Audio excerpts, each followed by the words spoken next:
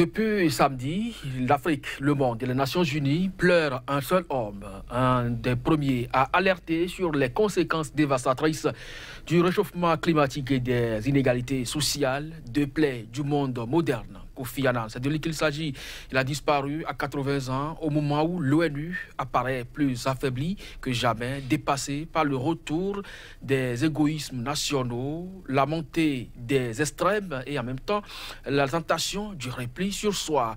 Au cours donc de cette émission à lui consacrée, on visitera donc le rôle de l'homme dans la gestion des crises dans le monde, lui qui est perçu comme le meilleur secrétaire général des Nations Unies. Et pour en parler autour donc de ce terme Afrique Kofi Annan, quel héritage pour l'humanité, je reçois pour vous Joseph Ayi, il est le directeur de publication du journal L'Humanité.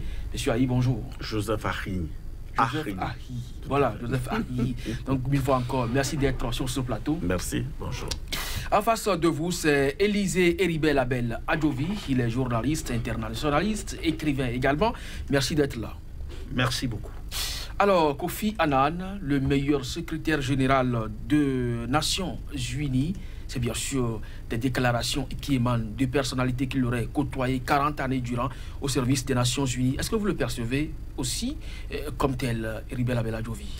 En tout cas, ça fait plaisir. Ça fait plaisir que le 7e secrétaire général des Nations Unies en date et surtout le premier à sortir de l'Afrique subsaharienne et également celui-là qui est le premier à sortir des arcanes des Nations Unies soit considéré comme le meilleur d'entre tous. Donc ça ne peut que faire plaisir. Et pour évidemment voir tout ce que cet homme-là a été et ce qu'il a fait pour les Nations Unies, on peut dire que oui, c'est vrai que juste avant lui, son prédécesseur, l'Égyptien Boutros Ghali, avait engagé une certaine révolution, on le considérait comme rebelle, ce qui a fait d'ailleurs qu'il n'a pas pu rempiler.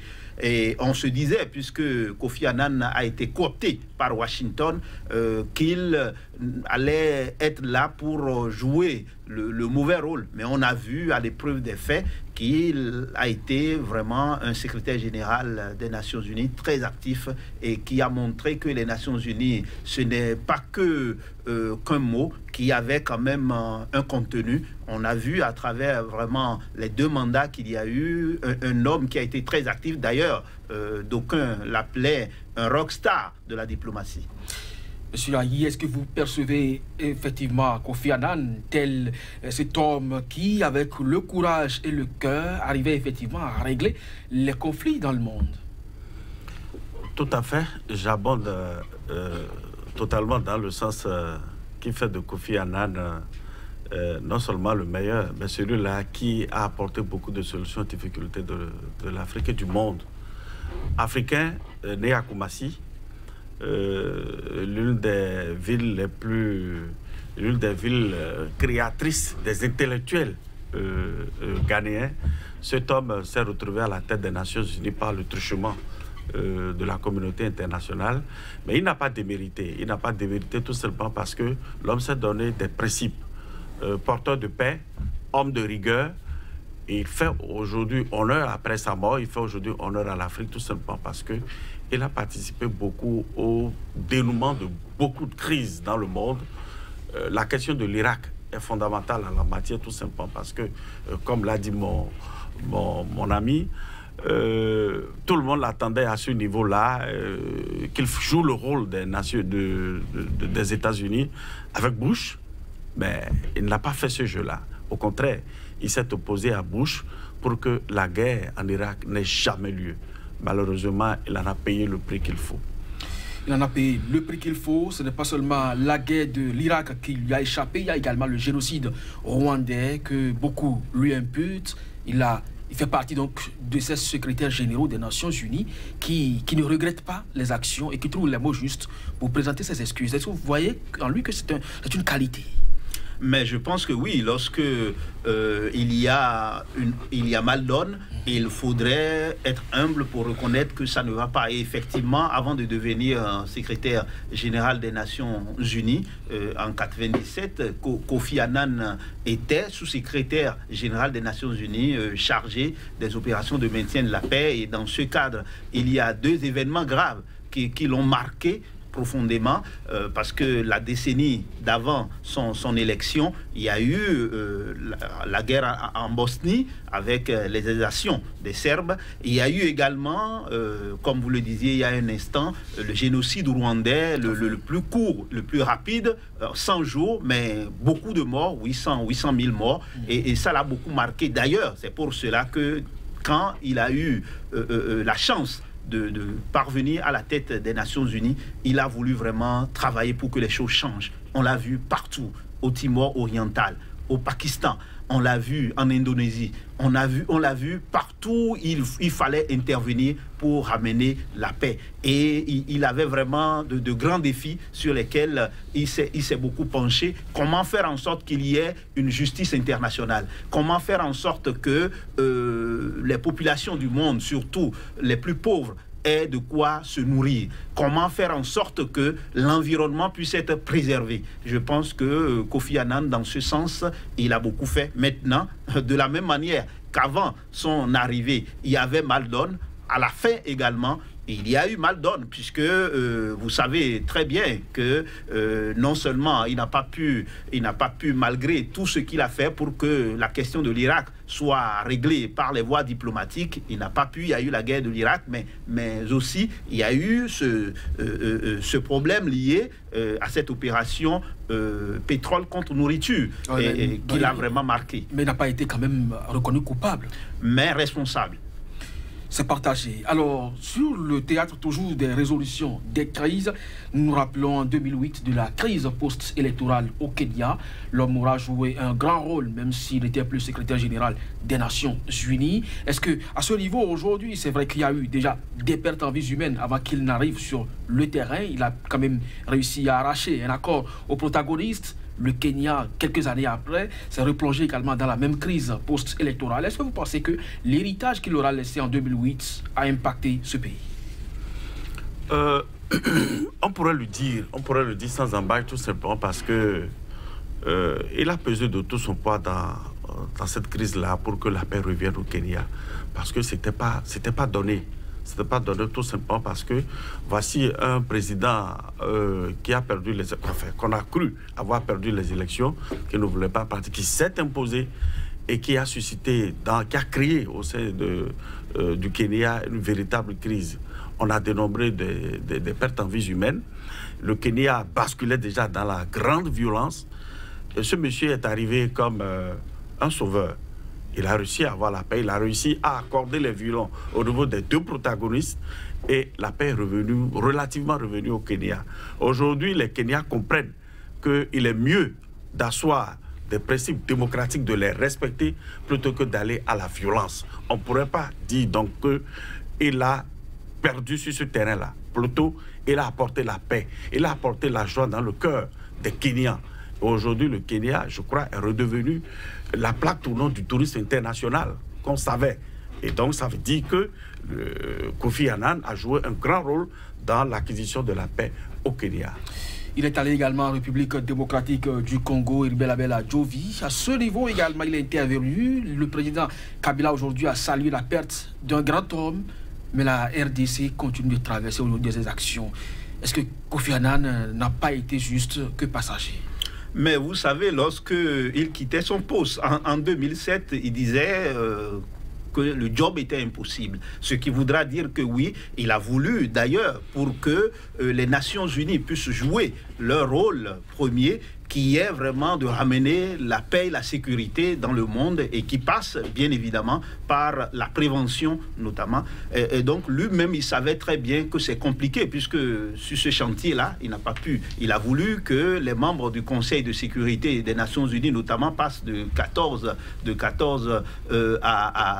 15 du moins à 24, mais là, il n'a pas pu réussir puisqu'il y avait vraiment le veto des grandes puissances et autres. Et vous l'avez vu, vous parliez de la RDC, la guerre continue, mais ce n'est pas que ça. On l'a envoyé également, les Nations Unies l'ont envoyé en Syrie pour négocier avec Bachar el-Assad. Il a démissionné. Voilà, il a dû démissionner parce que justement, les grandes puissances avaient des intérêts. C'est-à-dire qu'on peut arriver un émissaire onusien ou quelque émissaire que ce soit peut réussir sa mission si les grandes puissances n'ont pas des enjeux géostratégiques à défendre. Et c'est ça qui est son problème. Et d'ailleurs, il a lutté tout le temps pour cela, tout le temps qu'il est resté, les 2 mandats qu'il a été secrétaire général des Nations Unies, pour que la bureaucratie onusienne quand même soit allégée et qu'également qu'il y ait un élargissement du Conseil de sécurité de l'ONU. Mais en fait, il faut comprendre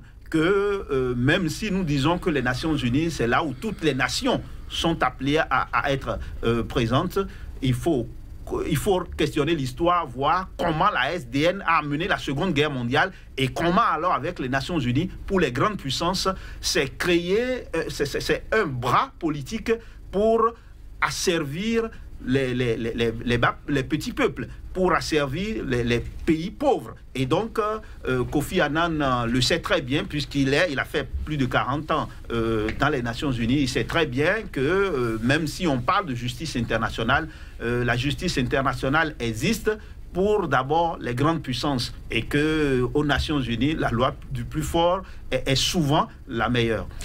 Il a démissionné donc en Syrie. Monsieur Ayi, est-ce que vous pensez que comme ça, l'homme aura positivement marqué sur sa trajectoire son passage aux Nations Unies et l'expérience qu'il a acquise à ce niveau, l'a partagé vraiment ailleurs? Dans tous les cas, on ne peut imputer la démission de Kofi Annan en Syrie à un échec. Tout simplement parce que, comme il a dit, la communauté internationale est un système un peu complexe. Quand l'un des grands des Nations Unies décide, notamment les États-Unis, la Russie, la France et autres, quand ils décident de défendre leurs intérêts dans une région donnée, il vous est difficile, quoi que vous fassiez, quel que vous soyez, il vous est difficile de pouvoir vous mettre constituer un obstacle au développement de leurs intérêts. Tout simplement, et c'est ce qui explique cet échec que moi j'appelle l'échec relatif de Kofi Annan, parce que l'homme est empreint de justice. L'homme, toutes les actions qu'il a eu à poser à la tête des Nations Unies, et même quand il n'était pas encore à la tête, on a trouvé en lui un homme de paix. Mais imaginez-vous que ce monsieur, face aux grands intérêts des États-Unis en Russie, face aux grands intérêts de la France en Russie, aux grands intérêts aussi de la Russie en Syrie, que ce monsieur s'oppose à ceux-là en demandant la paix, il lui était totalement difficile. La preuve, celui qui l'a succédé n'a pas réussi à apporter la paix en Syrie. Donc ça veut dire qu'il a su anticiper. Oui, en Syrie, aujourd'hui, je dirais que c'est une véritable poudrière. Et les mêmes qui ont détruit la Syrie demandent aujourd'hui qu'on vienne reconstruire la Syrie. Cette semaine déjà, la Russie a demandé à la communauté internationale de se préparer à venir reconstruire la Syrie. Ça veut dire qu'on détruit, on vient reconstruire, et c'est encore leurs entreprises. Ce sont les multinationales qui reviendront reconstruire la Syrie. Qui avait raison alors? Kofi Annan avait donc raison. La responsabilité des grands États est de servir et non pas de dominer les peuples. C'est une formule qui n'a aujourd'hui jamais paru plus éloignée de la réalité du monde. Vous l'avez évoqué tout à l'heure, un principe très cher à Kofi Annan qui a toujours pensé que les grands devraient assister les plus petits. Mais aujourd'hui, c'est parce qu'on constate, et surtout au niveau des Nations Unies, où Donald Trump se veut davantage, en tout cas isolé, des décisions prises à ce niveau qui n'engagent véritablement pas les États-Unis. Oui, mais vous savez, la situation est compliquée. La situation est compliquée parce que, justement, vous le savez, vous parliez de la Syrie il y a un moment. Allez voir comment la Syrie était avant qu'on ne déclenche, qu'on utilise, qu'on instrumentalise les rebelles, même s'il y a des questions sociales. D'instrumentalisation, vous faites allusion à la Libye également, qui a vécu pratiquement les mêmes. Mais bien sûr, aujourd'hui, la Syrie est détruite, alors que je ne suis jamais allé en Syrie, mais pour les informations que j'ai, les recoupements d'informations, la Syrie, c'est quand même un pays moderne et avec une civilisation millénaire. Donc, c'est une grande civilisation. Mais aujourd'hui, quel est le résultat? Et aujourd'hui, les puissances occidentales, les multinationales se bousculent pour la reconstruction de la Syrie. Alors, pourquoi on est allé détruire la Syrie? Pourquoi on est allé détruire la Libye? Pourquoi on est allé... on sème le bordel, excusez du peu, en RDC? Vous parlez de démocratie. Est-ce qu'il y a la démocratie en Arabie Saoudite? Non, la démocratie n'existe où on ne parle, les grandes puissances ne parlent de démocratie que là où ils ont des intérêts qui sont menacés. Quand les intérêts des grandes puissances ne sont pas menacés, on ne parle pas de démocratie. En Ouganda, est-ce qu'il y a un problème? Je peux multiplier les exemples. Au Congo-Brazzaville, est-ce qu'il y a un problème? Donc, vous rendez compte qu'en réalité, c'est un jeu de dupes. Les Nations Unies, c'est vraiment une organisation internationale avec de bons idéaux. Mais vous savez, il y a ce qu'on voit sur le papier, mais il y a l'esprit qui a dirigé les fondateurs. Et quand vous regardez qu'il n'y a que 5 pays qui sont membres permanents avec droit de veto, et parmi ces 5, il y a 3 qui viennent de l'Europe, il se pose un problème. Et que quand vous retrouvez même en Europe un pays comme l'Allemagne, parce que à un moment donné, il y a un acteur qui a joué un mauvais rôle, ne se retrouve pas avec un droit de veto, alors que dans l'Union européenne aujourd'hui, l'Allemagne est quand même le pignon central avec la France. Donc vous vous rendez compte qu'en fait, les grandes puissances se sont mises ensemble pour créer les Nations Unies, mais dans le but de toujours contrôler les petits peuples. Et vous avez vu, en son temps, on a parlé d'ingérence humanitaire. Et ça permet aujourd'hui de créer du désordre dans les pays qui ne sont pas sur la ligne qu'on désire pour continuer à piller les ressources. Donc nous comme Kofi Annan, puisque même avant qu'il ne parte, il disait, il continue toujours de croire que si les Nations Unies n'existaient pas, il fallait les créer, parce que s'il n'y a pas les Nations Unies, que deviendront les petits peuples? Mais il va falloir que, justement, au-delà des Nations Unies, que les petits peuples se mettent ensemble, et là, ils pourront constituer une alternative crédible, et ils pourront constituer un ensemble fort qui va faire quand même, à défaut de faire peur aux grandes puissances, inspirer le respect. Inspirer le respect, les tensions entre la Corée du Nord et les États-Unis, la Chine et les États-Unis, la guerre économique, le Canada et les États-Unis, autant de tensions aujourd'hui dans le monde entier. Est-ce que vous pensez que Kofi Annan pouvait être aujourd'hui, si entre-temps il était encore en vie, très actif, une alternative à ces différentes crises? Oh oui, non, je ne crois pas, absolument pas. Absolument pas. Même s'il était à la tête des Nations Unies, c'est une question d'intérêt, c'est une question d'intérêt économique et de survie. Moi, j'ai toujours dit que l'instinct de conservation n'est pas seulement destiné aux animaux, c'est aussi destiné aux hommes. Qu'est-ce que les États-Unis feront si ce grand pays, cette grande puissance n'a pas la possibilité de dominer les autres pays, d'en tirer le maximum de profit pour son développement? La consommation seulement en énergie des États-Unis pousse tout dirigeant qui arrive aux États-Unis de pouvoir dominer le monde. Et c'est clair, les États-Unis, comme l'a dit De Gaulle, les États-Unis n'ont pas d'amis, ils n'ont que des intérêts à travers le monde. Quand les États-Unis s'imposent au niveau économique au Canada, à l'Allemagne, en Corée du Sud, en Corée du Nord, c'est tout simplement pour mettre les Américains dans le bonheur. C'est pas apporter le bonheur au sein des Américains. C'est vrai que cela déséquilibre les relations internationales, ça déséquilibre l'économie internationale, mais c'est aussi un élément porteur pour les autres États aussi de s'affirmer dans le monde. Il le dit, Donald Trump le dit, il s'impose, il prend des actions fortement économiques pour dominer le monde.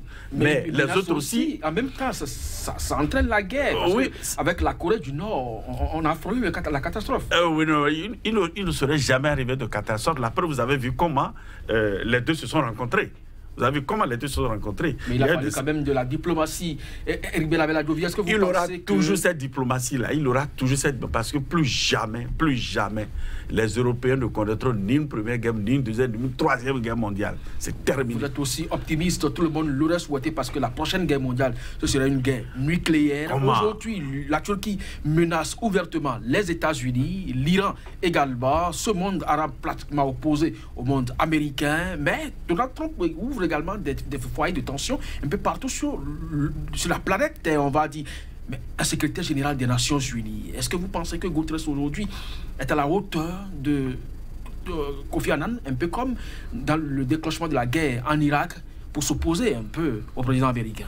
Non, moi je pense que toutes les fois que les intérêts des grandes puissances sont en jeu, il n'y a pas de Nations Unies, première chose. Mais par rapport à, deuxième chose, par rapport à Donald Trump, je pense que la presse internationale fait un procès, un grand procès à ce monsieur. Ah bon? Oui, je pense que la vision de Donald Trump devrait permettre notamment aux pays en développement de s'affranchir. Parce que Donald Trump dit, les États-Unis, moi, je ne les considère plus comme un empire, mais je les considère comme un État souverain comme tout autre.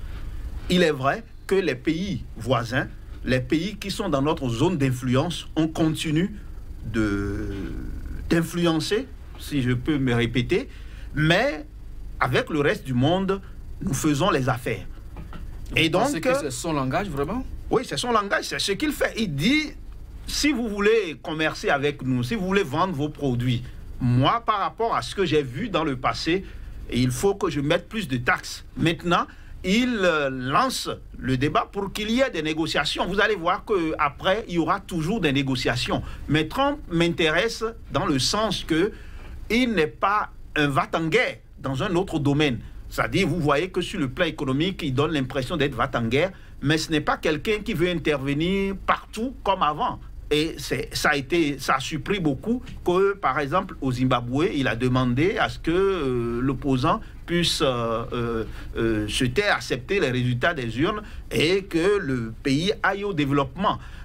Trump, vous avez vu en son temps le message qu'il a adressé à l'Afrique pour dire, moi, c'est vrai qu'on me taxe d'être un bad boy, mais c'est pas vrai. Je suis de ceux qui pensent que l'Afrique peut se prendre en charge et qu'il faudrait une relation d'égal à égal, une relation de partenariat stratégique. Je pense que de ce point de vue-là, Donald Trump, personnellement, ne constitue pas une menace. En revanche, de ces propos aux actes sur le terrain, est-ce que vous pensez qu'on a le même homme? Mais on est dans le monde des affaires. Finalement, ils vont se voir, que ce soit Washington et Pékin, que ce soit Washington et Ankara, il y aura des discussions et certainement les choses vont évoluer. Mais je voudrais dire que je ne suis pas aussi serein par rapport à une autre guerre, pas mondiale forcément, mais une autre guerre à l'intérieur de l'Europe.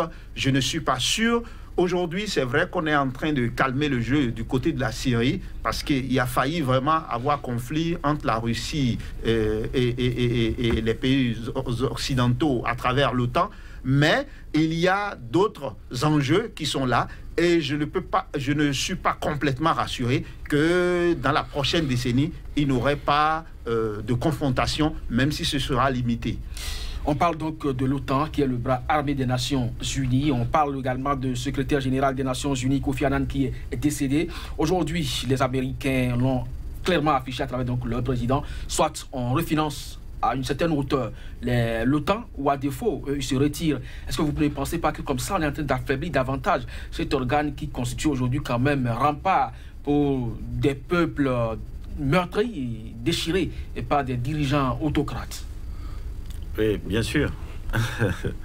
L'OTAN a été créée juste pour, après la Deuxième Guerre mondiale, pour assurer la force de l'Occident sur le monde. Et si aujourd'hui les États-Unis estiment qu'ils sont suffisamment puissants, puisque sur tous les théâtres des opérations, ce sont les États-Unis qui sont présents en Irak, en Syrie. C'est l'armée américaine qui est devenue aujourd'hui le soldat du monde. Et si les Américains estiment qu'aujourd'hui, ils n'ont plus affaire à une armée budgétivore, c'est-à-dire à une structure militaire budgétivore, et qu'à eux seuls, ils peuvent être les gendarmes du monde, s'ils le disent, c'est qu'ils ont les moyens.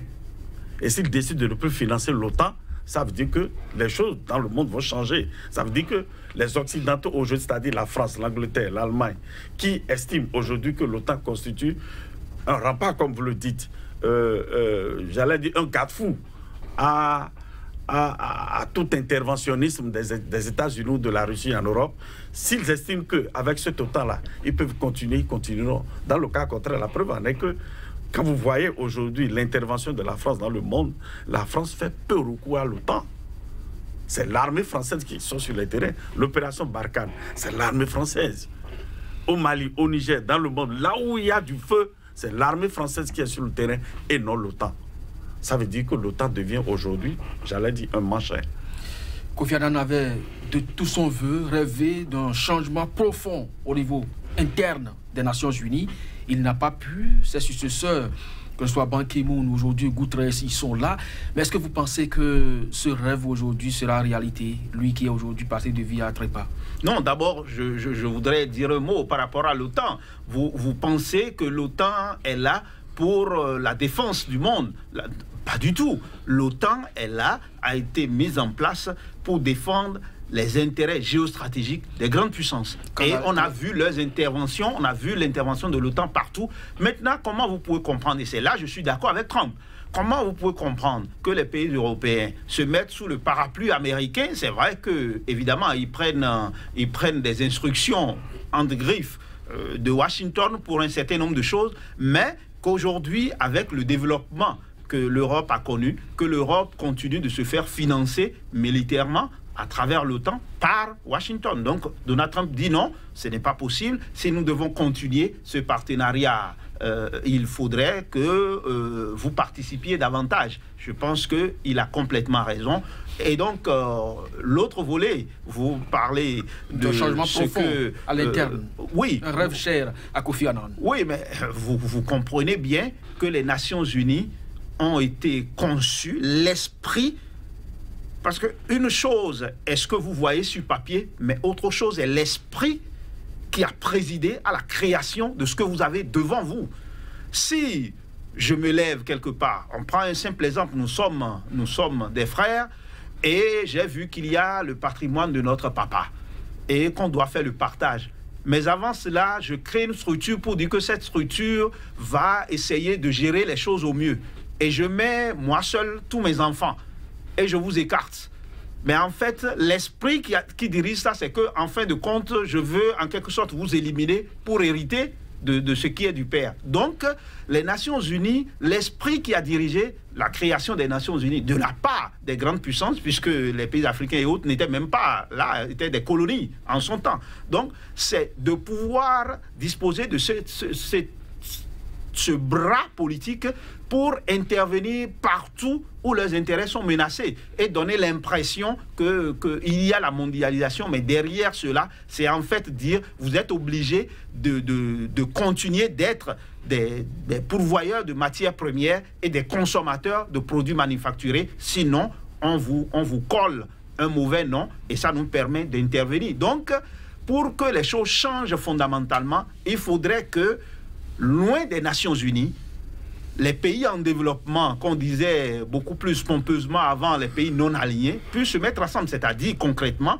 que, par exemple, les pays africains, ensemble avec les pays de l'Amérique du Sud et d'autres pays qui n'ont pas d'Asie également, les dragons d'Asie, qui n'ont pas un passé colonial, puissent se mettre ensemble, construire des ensembles économiques forts et également du côté de la sécurité. Dès que cela va être fait, les États-Unis et les Nations Unies auront un sens. Parce que là, les grandes puissances vont vouloir que tout le monde se retrouve au niveau des Nations Unies et pour qu'on parle d'égal à égal. Mais tant que les faibles ne se mettent pas ensemble pour constituer un ensemble fort qui peut représenter une alternative sur le plan international, alors ce sera un vain mot, puisque l'Afrique aujourd'hui dispersée, les pays dispersés ne représentent pas plus de 1% du commerce international. Donc il faudra construire cet ensemble. Lorsque ça va se faire hors les Nations Unies, là, les grandes puissances vont vouloir qu'on vienne aux Nations Unies. Et l'exemple que je trouve, c'est la Chine. La Chine qui, pendant plus d'une décennie, est restée fermée sur elle-même, à essayer de voir comment propulser son développement et après cela, à engager les réformes. Et nous voyons aujourd'hui la Chine qui est au haut du pavé du commerce international. Alors, monsieur, il paraît, en ce temps, Kofi Annan également, sur le plan sanitaire, c'est quelqu'un qui s'est engagé. Au moment où il prenait donc les rênes des Nations Unies, le sida battait son plein, surtout les pays les plus pauvres. Sur le continent africain, beaucoup plus en ont été victimes. L'homme s'est engagé véritablement à œuvrer dans ce sens-là. Et comment avez-vous trouvé donc cette initiative de sa part? Très bonne initiative, tout simplement parce que le sida, quoi qu'on dise, était la gangrène de l'Afrique. C'était une maladie endémique en Afrique. Les Africains étaient beaucoup plus touchés que les pays occidentaux. Vous le mettez dans le passé pour dire que c'est terminé? Aujourd'hui, il n'y a plus le sida sur le continent? Le sida persiste toujours, mais ce n'est plus cette endémique que nous avons constaté dans les années 80-90. Il faut avouer que la communauté internationale a beaucoup travaillé, surtout le domaine scientifique. On a beaucoup fait des efforts pour trouver, ne serait-ce que des vaccins, des médicaments antiviraux pour pouvoir reculer le mal. Kofi Annan a pesé de tout son poids dans ce domaine-là, tout simplement parce qu'à la tête des Nations Unies, il s'est dit, moi, le rôle que je dois jouer aux côtés de mes frères, c'est de faire en sorte que beaucoup d'Africains soient sauvés de cette maladie-là. Que beaucoup d'Africains, que l'Afrique, qui a été toujours taxée du grand mal, puisqu'on a dit que ce sont les Africains qui ont apporté le sida dans le monde, alors que tout le monde sait comment le sida est arrivé par les laboratoires internationaux, les laboratoires français, américains, etc., etc. Et donc, le monsieur, il a pesé de tout son poids, il a travaillé, il a créé même une fondation pour venir en aide aux Sidéens. Tout ce que nous avons connu comme structure dans les pays africains pour lutter contre le sida, elle a été à la hauteur. Les Nations Unies ont été à la base de toutes ces structures-là. On en a connu au Bénin et ailleurs. Aujourd'hui, le sida recule pas à pas. Petit à petit, le sida recule. Aujourd'hui, ce n'est plus cette psychose que nous avions dans les années 80-90, ou même pour saluer quelqu'un malade, tout juste d'un palu, on avait peur. On stigmatisait tous ceux qui étaient pressentis souffrant de sida. Et donc, alors qu'aujourd'hui, bon, on est à l'aise. On va même jusqu'à manger avec des Sidéens. Si on a un Sidéen en famille, on n'est plus préoccupé par le décès de ce dernier. Ça veut dire que le monsieur a joué un très grand rôle. Je vous dis quelque chose encore. J'ai une anecdote de lui. Ce monsieur est arrivé chez lui à Koumassi avec son épouse et quelqu'un a été mordu par un serpent, une vipère. 2-3 jours après, la personne est décédée. Mais il en a fait son cheval de bataille au Ghana. Il a considéré qu'il a dit publiquement que les serpents tuent beaucoup plus en Afrique que le palu. Et il a pesé de tout son poids pour que la lutte contre les reptiles soit gagnée au Ghana. Ça veut dire que ce monsieur est toujours empreint de paix, il est empreint d'humanisme. Et c'est ce que moi je tire de lui, fondamentalement. Pour sauver l'humanité, il est le premier à alerter sur les conséquences dévastatrices du réchauffement climatique. Aujourd'hui, on sait, après la COP21 à Paris, l'engagement de la communauté internationale donc, à œuvrer pour réduire d'un certain seuil le taux d'émission de gaz à effet de serre. Est-ce que vous pensez que l'homme était vraiment un visionnaire dans ce sens également? Non, je pense que il était naïf, c'est vrai, Kofi Annan, mais il était visionnaire. Je dis naïf parce que vous savez très bien que l'on parle de sida, que l'on parle de réchauffement climatique, que l'on parle d'autres choses encore. Comment on en est arrivé là? Le sida, c'est pas moi qui le dis. J'ai encore suivi une vidéo sur YouTube il n'y a pas plus d'une semaine où on nous a dit, en fait, aujourd'hui, qu'est-ce que vraiment le sida? Vous savez, je vous choque, mais vous savez très bien que des symptômes de paludisme, de grippe et autres peuvent être confondus au sida et qu'on n'a pas pu déceler réellement ce qu'est le sida, ce qui le provoque.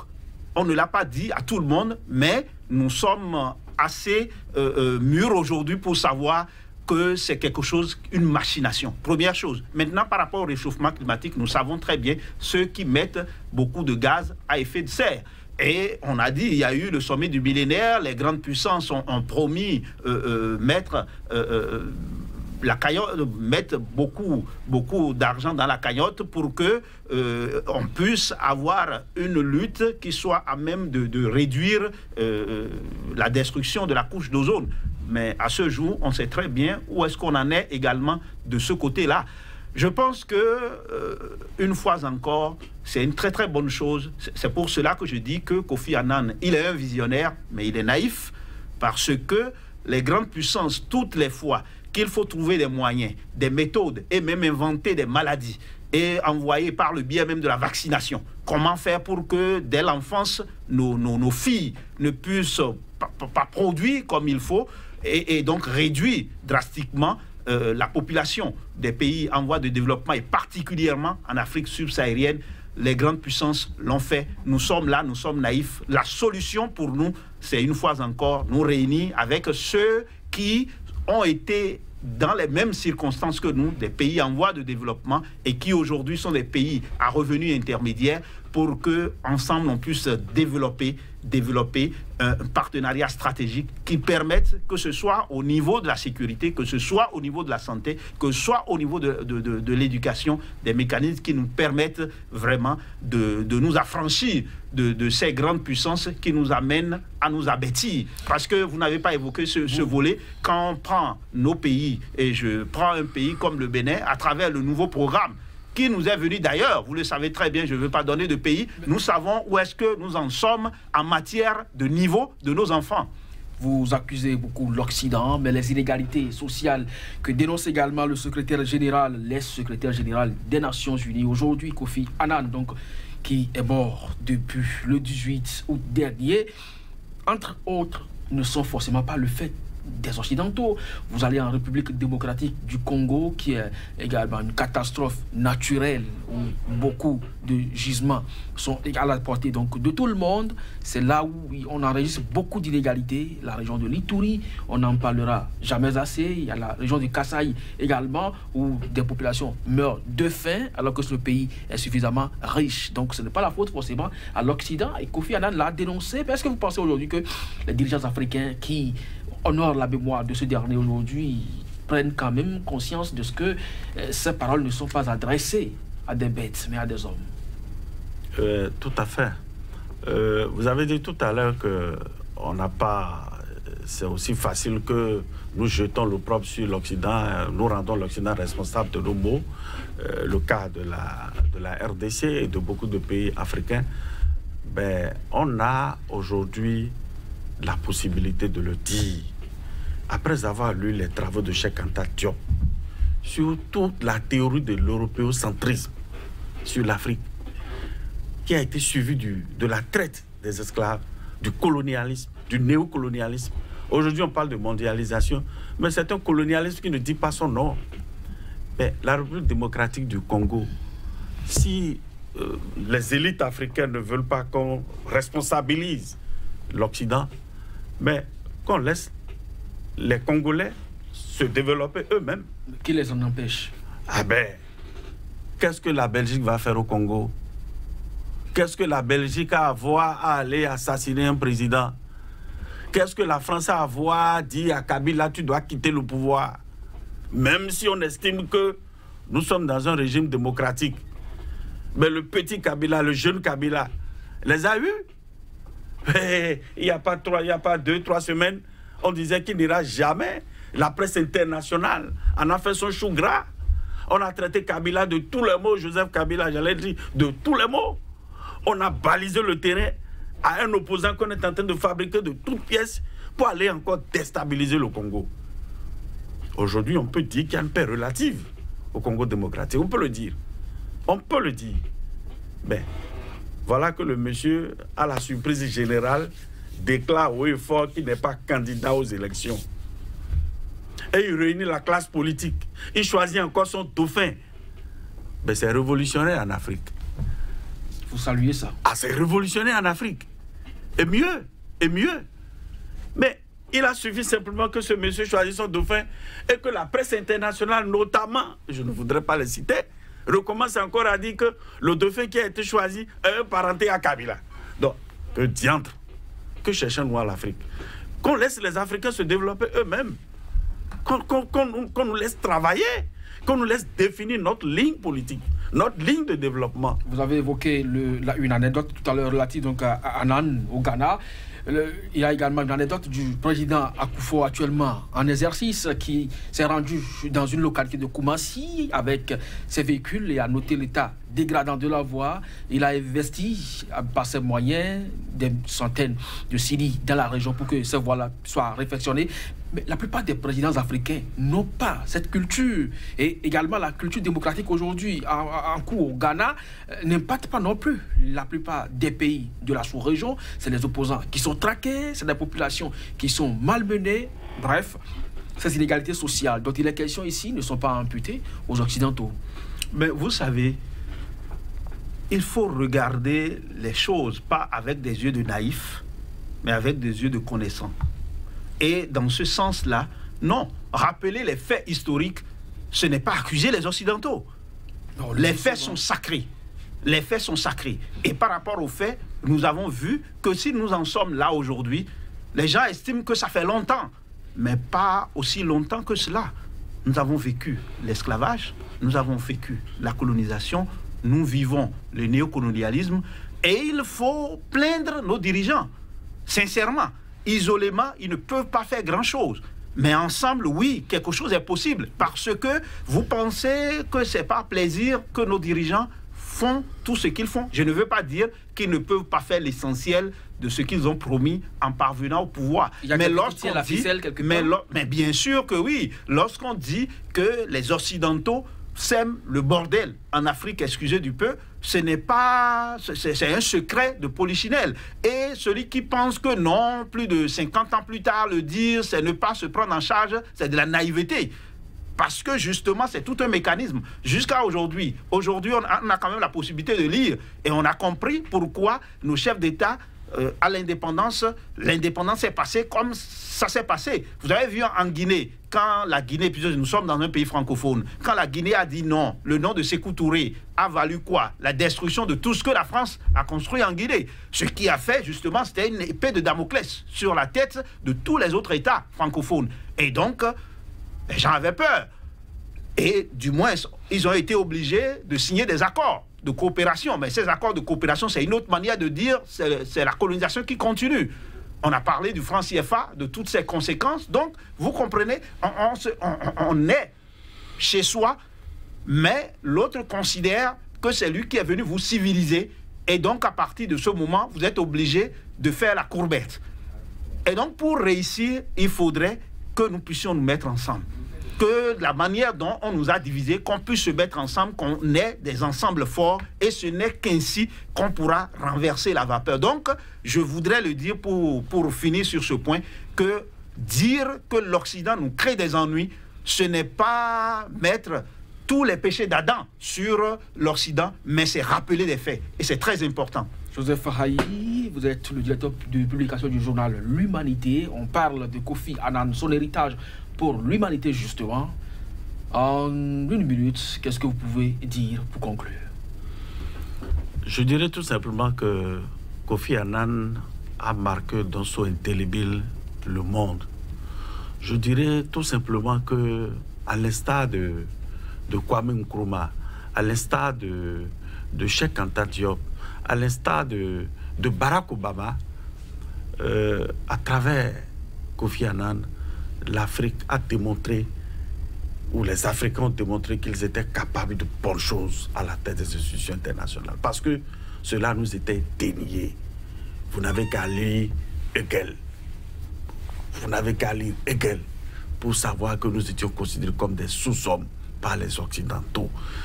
Kofi Annan est une grande perte. Non seulement une perte pour l'Afrique, pas pour le Ghana seulement, pour l'Afrique et pour le monde. Heribert Labelle Adjovi, qu'est-ce que vous gardez de l'homme? Mais Kofi Annan, c'est la preuve que l'Afrique est le berceau de l'humanité et que chaque fois qu'on donne à l'Africain de se faire valoir sur la scène internationale, on comprend que sans l'Afrique, le monde ne peut pas évoluer. Et vous verrez, quand l'Afrique sera, cette prochaine décennie africaine, quand l'Afrique sera au devant de la scène, vous allez voir qu'on aura une certaine pacification de la scène internationale. C'est un appel qui n'est pas donc tombé dans les oreilles de sourds. Nous avons parlé donc avec vous de l'héritage de Kofi Annan, secrétaire général des Nations Unies, 97-2006. L'homme a rendu l'âme le 18 août dernier. Les hommages fusent de partout. Les honneurs également. La communauté internationale donc pleure. C'est un grand homme, mais il n'a pas été que, en tout cas, secrétaire général des Nations Unies. Il a travaillé également pour son pays, le Ghana, et il a été un grand homme pour l'Afrique tout entière. Mesdames, Messieurs, ce sera donc tout pour cette édition. Merci de nous avoir suivis ici et ailleurs. Reviens dans un instant sur SICA. Restez donc à notre compagnie.